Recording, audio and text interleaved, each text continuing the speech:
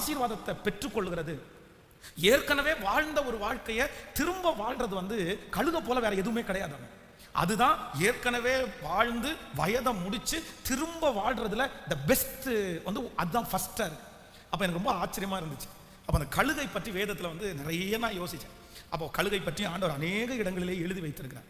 இன்றைக்கு நான் நம்புறேன் இந்த ஜபத்தில் இருக்கிற நிறைய பேரை கர்த்தர் எப்படி வாழ வைப்பார் அப்படின்னா, உங்களை கழுகை போல கர்த்தர் வாழ வைக்க போறாரு. கழுகுகளை போல வாழ வைக்க போறாரு.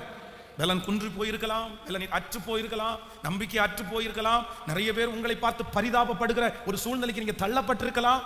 ஆனால் கர்த்தர் இன்றைக்கு வாக்கு கொடுக்கிறார். கர்த்தருக்கு காத்திருக்கிற நீங்களோ, இந்த சத்தத்தை கேட்கிற நீங்களோ, தேவ சமூகத்தில் இருக்கிற நீங்களோ, புது பலனை கர்த்தர் திரும்ப தந்து கழுகுகளை போல செட்டைகளை அடித்து நீங்கள் உயரே எழும்புவீர்கள்.